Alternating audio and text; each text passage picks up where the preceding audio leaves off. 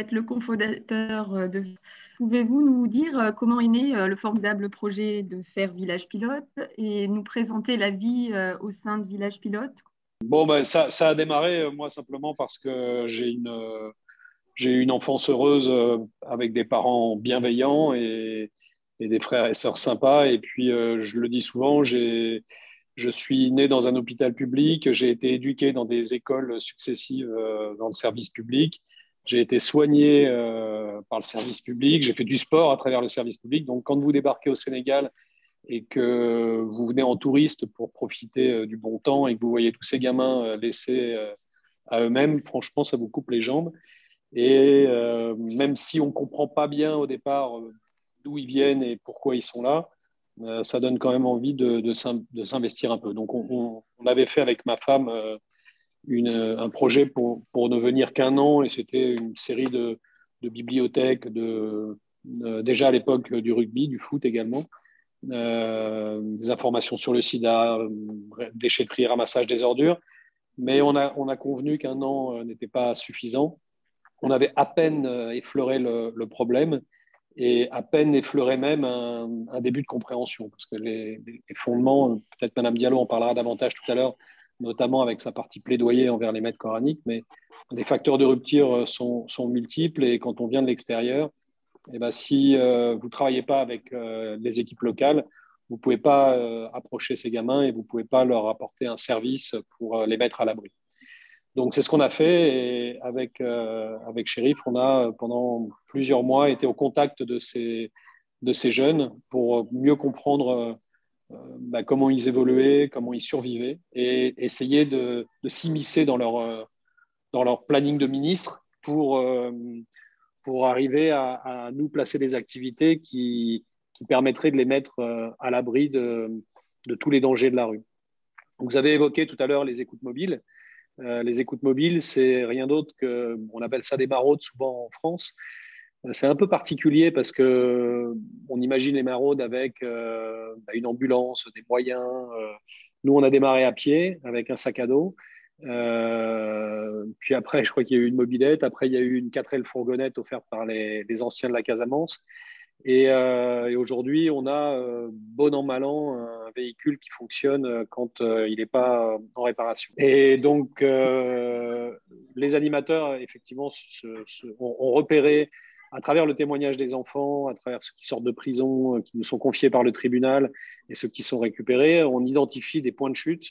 Donc, plutôt nocturnes. On essaie d'aller au moment où ils n'ont plus d'activité à réaliser et où ils sont fixes sur leur point de chute, c'est-à-dire là où ils dorment et là où ils font quelques activités, notamment de drogue, repas aussi partagés, et puis de bagarres, comme le disait Cher Diallo, et toutes sortes d'autres choses un peu horribles pour des enfants. Et donc, effectivement, vous ne sortez pas les gamins comme ça en leur donnant un bonbon et puis en les prenant par la main en disant « Viens mon chéri, ça va aller, ça va bien se passer ». C'est des gosses qui ont beaucoup subi de la part des adultes. Ils n'ont pas du tout confiance dans les adultes, et c'est pour ça ils ont préféré se regrouper entre enfants. Ils se sentent plus à l'aise, et ils arrivent à survivre comme ça. Donc, toute vraiment la spécificité de l'ensemble de nos animateurs, hein, parce que ça, c'est trop commun à l'ensemble de nos animateurs. On est une équipe de 60 personnes. On doit tous être capables, y compris les gens en administration, en communication, plaidoyer. Ils sont tous capables d'aller dans la rue et d'établir ce lien de confiance avec les gamins. Ça commence par des soins de santé. Ça, c'est extrêmement important. Ils sont dans des états pitoyables, avec parfois des cicatrices surinfectées. On a des infirmiers, puis on a formé aussi nos animateurs pour pouvoir effectuer des soins de base infirmiers. Si c'est plus grave, on évacue dans des structures de santé avec qui on est en partenariat. On crée des activités également de rue, ça peut être du foot, on peut aller au baby-foot avec eux, on peut organiser des tournois pour essayer de petit à petit les mettre en confiance et qu'ils arrivent à renouer le lien avec nos animateurs, donc avec les adultes. Après, le village pilote du Lac-Rose se situe donc à 50 km de Dakar. On l'a voulu excentrer parce qu'on avait besoin d'espace. C'est des gamins qui sont dans des endroits très exigus, que ce soit dans la rue, que ce soit en prison, ou même dans d'autres centres sur Dakar, alors que c'est des gamins qui ont besoin d'espace, ils ont besoin de respirer, et moins on les concentre, moins on a aussi des retours de violence. Donc, les animateurs qui animent l'accueil de ces gamins, ils ont cette faculté que de développer petit à petit un parcours avec un seul objectif en tête. Ça, je pense que c'est Chérif qui en parlera le mieux. C'est de les faire renouer avec leur famille. Donc, tout est rythmé pour arriver à leur redonner ce goût de vie en communauté. Là, pour le coup, il a bien dit, Cher, le rugby est un formidable catalyseur de partage et du coup de lien social. Le sport en général, hein, on a cité le rugby, mais on fait de la lutte sénégalaise, on fait des parcours de combattants, on fait du footing, on fait également de la danse, de la boxe, du cirque. Mais bon, c'est vrai que le rugby est assez phare et pour ne pas te voler la vedette, Cher, mais on va avoir deux autres stars, ces deux jeunes qui ont déjà fait tout un long parcours, qui ont fait ce parcours à Village Pilote, donc ils sont arrivés par la rue, puis ils ont été stabilisés, puis ils ont grandi, donc ils ont reçu des cours d'alphabétisation, ils ont reçu des cours d'éducation physique, ils ont fait beaucoup d'art, beaucoup de culture, ils ont fait tous les métiers, la menuiserie bois, la menuiserie métallique, l'agriculture bio, la restauration collective, la logistique.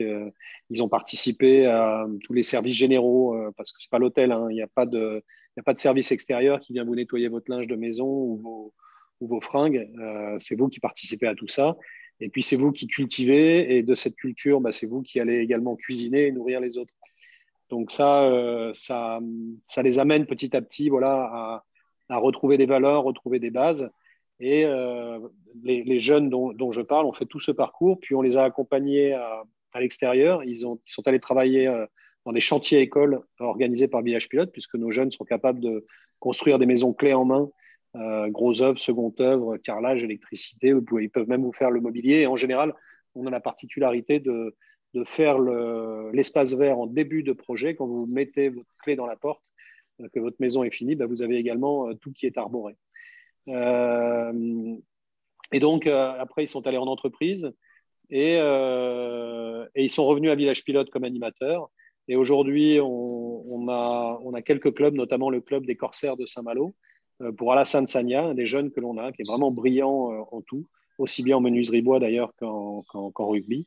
Et on va faire un service civique de réciprocité, c'est-à-dire qu'il va pouvoir avoir les papiers, le visa et pouvoir être en immersion 12 mois dans ce club des Corsaires de Saint-Malo, où il va participer à toutes les activités du club, y compris être formé en tant qu'éducateur rugby et éducateur sportif.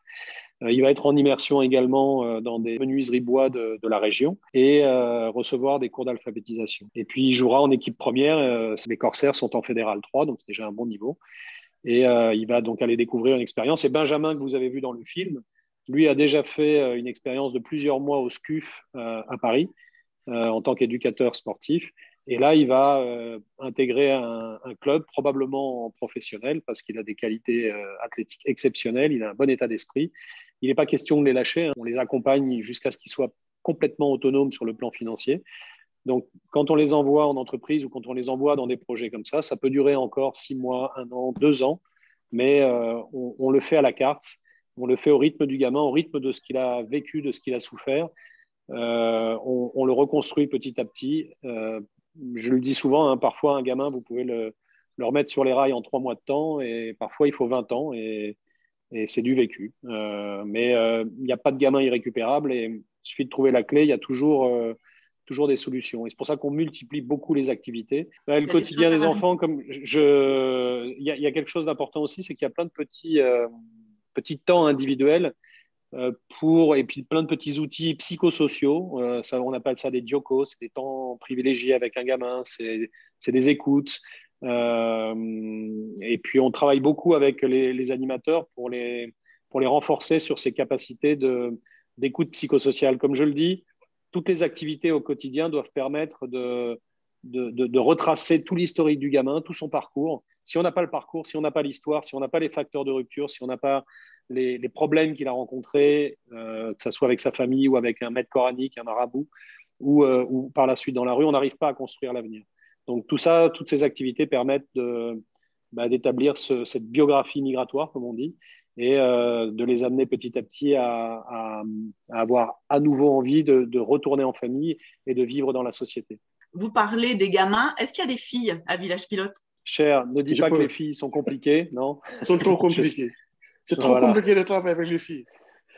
J'espère que Mme Diallo va répondre après. C'est trop compliqué de travailler avec les filles. Mais je peux répondre un peu, je peux expliquer un peu.